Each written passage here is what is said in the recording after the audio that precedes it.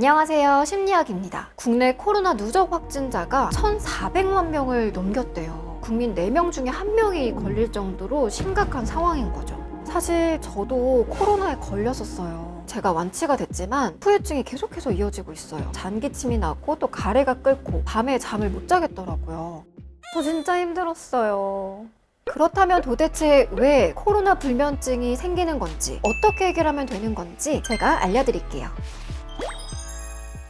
여러분 혹시 코로나 썸니아라는 단어 들어보셨어요? 코로나라는 단어랑 인썸니아가 합쳐진 건데 신조어가 생길 만큼 잠을 잘 못 자고 있다는 뜻인 거죠. 글로벌 수면 동향 조사를 했더니 70% 이상이 내가 수면 문제를 겪고 있다라고 답했습니다. 코로나에 걸리면 왜 수면 문제가 따라오는 걸까요? 먼저 심리적인 문제인데요. 코로나 팬데믹은 사람들의 몸뿐만 아니라 정신 건강에도 상처를 남겼죠. 거리두기가 장기간 이어지면서 사람들의 우울감이 높아졌대요. 자영업자의 경우에는 생계에 대한 걱정 그리고 불안감까지. 코로나 때문에 사람들의 스트레스가 심각한 상황입니다. 우리가 스트레스를 받으면 스트레스 호르몬인 코르티솔이 활성화가 되면서 교감신경을 깨우고 각성 상태가 되면서 잠이 잘 안 오게 되는 거죠.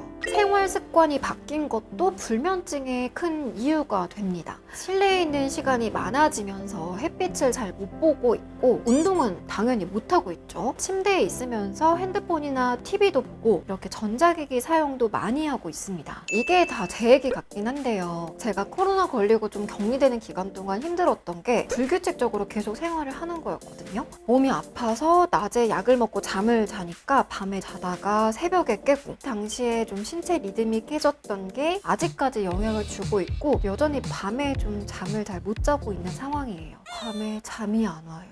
그렇다면 이렇게 다양한 이유로 생긴 불면증 어떻게 해결할 수 있을까요? 가장 쉽고 또 빠르게 해결할 수 있는 방법 수면 위생 실천하기입니다. 수면 위생은 잠을 잘 자기 위한 생활 습관을 말합니다. 반드시 지켜줘야 하는 수면 위생 첫 번째, 일정한 시간에 잠들고 또 일정한 시간에 일어나기. 매일 규칙적인 시간에 잠에 들고 일어나는 게 많이 중요하다라는 건데요. 전날 밤을 설치더라도 우리가 일어나는 시간은 일정하게 유지해 주는 게 좋다고 합니다. 이 규칙적인 생활 패턴은 최대한 주말까지 계속해서 유지해 주는 게 좋습니다. 사실 저도 이게 가장 힘들긴 한데 피곤하더라도 주말에는 꼭 늦잠은 자지 않는 게 좋아요. 수면 위생 두 번째, 침대는 반드시 잠을 자는 용도로만 활용할 것. 또 우리가 자가격리를 할 때 아무래도 침대 생활을 많이 하죠. 침대에서 휴대폰도 많이 하고요. 또 늦잠도 많이 자고. 그런데 침대는 잠을 자는 용도로만 사용해야 된다고 해요. 우리가 침대에서 이렇게 일상생활을 자꾸 하게 되면은 우리 뇌는 침대가 자는 곳인지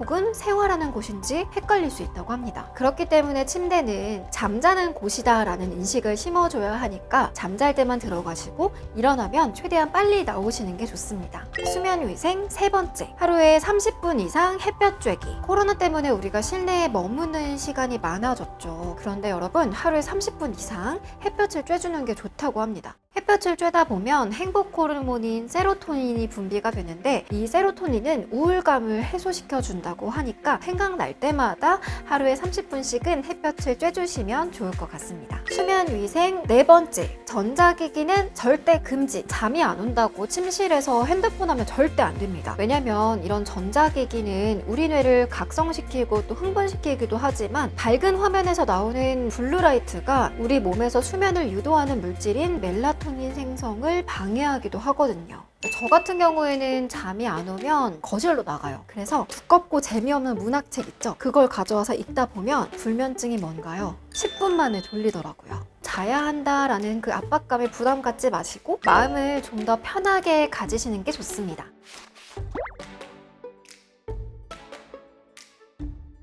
오늘 저희가 말씀드린 이 수면 위생 실천해 보시면서 오늘 밤부터는 조금 더 푹 주무시고 내일은 더 상쾌한 하루 보내시면 좋겠습니다. 수면 문제가 3개월 이상 지속이 된다면 만성 불면증으로 이어질 수가 있다고 하니까요. 꼭 전문가와 함께 상담을 받아보시고 치료를 받아보는 걸 추천드릴게요. 오늘 저희가 준비한 소식은 여기까지입니다. 오늘의 내용이 도움이 됐다면 구독과 좋아요 부탁드릴게요. 당신에게 꼭 필요한 휴식 가이드 심리학이었습니다.